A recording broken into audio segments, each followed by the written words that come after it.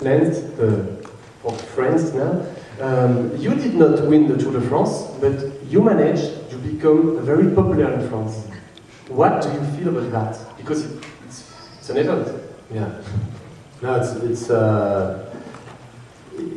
you know, I think it has to do with a couple of things. I think that the fact that you didn't win, I mean, they saw a rider win the Tour 7 times and win it in a very methodical way and win it in a way that for them became old and lacked panache. And so then they saw a guy that left for 3 or 4 years, and he came back as an older rider, and he tried his best, and he got 3rd, and he was content with that. I was happy with just the record. I was happy to get 3rd. I did my best, and so I thought that was a good result, having been away and been sitting on my tail for 3 years. So I mean, maybe they saw a different attitude that maybe changed their perspective, and I don't know. It was an interesting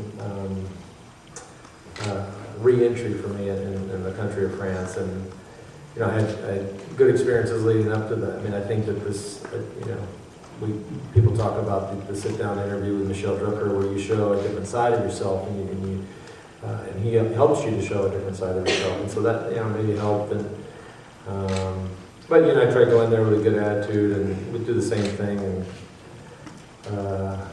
you know, hopefully the result will change, but the perception with the people won't.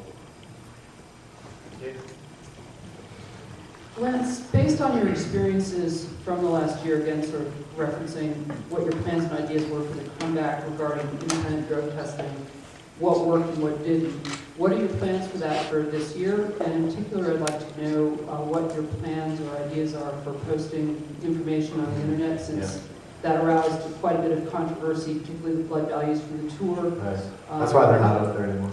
Well, I was going to ask about that, because we really haven't gotten a formal response from you on that, I don't think, as to the debate about that. Well, I think, and Johan can speak more to what the team wants to do from an independent testing program.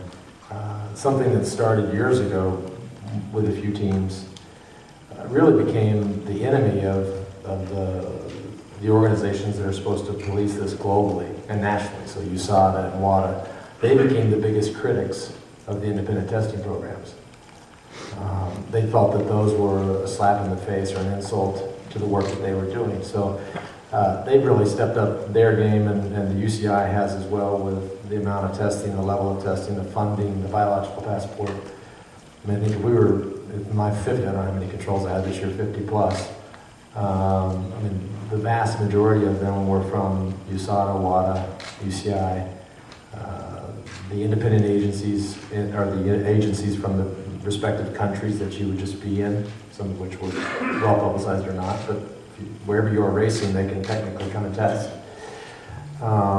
So, you know, you've kind of established your own sort of umbrella independent testing program, if you will, because you're always accessible and always reachable and supposedly always testable. We did post them on the web, the blood results on the web, and then after the tour, inevitably somebody's going to look at them. It just takes one person to say, well, you know, it could be a guy that you know, graduated last in his class and just got out of college and says, and has one journalist that listens to him and prints that, you know, these are suspicious. And that's, I don't know if this guy graduated last in his class. You know what they call a doctor that graduates last in his class? Doctor. So that's a good side of the room over here.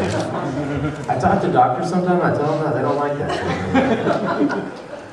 But, you know, we took them down after that just because we had put them up all year long and in the vein of complete transparency, and then to be attacked like that and accused of something that's complete nonsense, it's not worth it. I mean, I think that the testing that we do through the international agencies and the domestic agencies is going to have to be enough in the future. And that's my position on it. I mean, that's I suppose, my formal response, but everybody knows where I am every minute of every day. They know how many times I've been tested. I'll let that speak for itself. Yeah, I'll answer that question. So Rasmus Damsgaard is not going to be our testing agent anymore. for the simple fact that he's setting up his own company and he's actually going to work for the biological passport for the UCI. So he would be unable to run an independent program.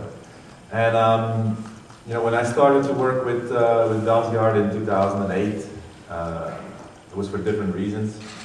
But we had a discussion at the beginning of our relationship that when his program, and it was in the beginning of the biological program, biological passport, when it would start to be together, and too many parallel testings, that we would have a conversation, look each other in the eyes, and basically he called me about 10 days ago to say, to talk about his plans, and to say, you know what I'm doing is just, it's just not necessary anymore, because the biological passport is such a good system by now. I think it's been proven over the last year that it really works.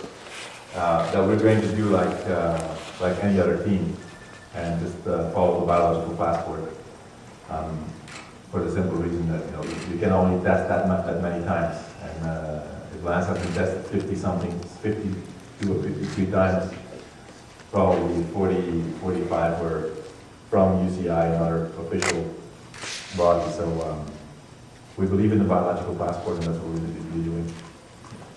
Hey Lance, Danny D'Angelo, InsideCycling.tv. I caught you the other night on the Jon Stewart show, main show. Very funny stuff. I'm wondering, is there a career in comedy for you when you retire? No. When you retire again? No. A simple answer. Happy to be on an American team again? I am. I gotta say, this is the first time we've been together, this group of 25 or so riders and the staff, and you never know what it's going to be like.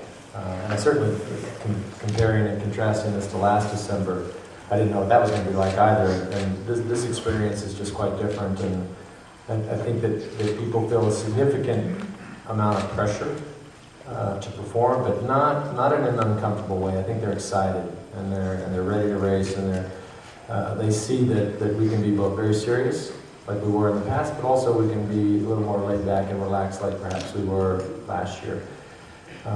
But I'm having a good time. I wouldn't want to be anywhere else but here. And again, RadioShack has been a wonderful partner. They've been great to us and easy on us, and very supportive. So all the boys are. I mean, you'd have to ask them, but I think everyone's excited. We will ask them next, one-on-one. Also, I wanted to ask, if you were one bicycle component, which one would you be and why? Wow.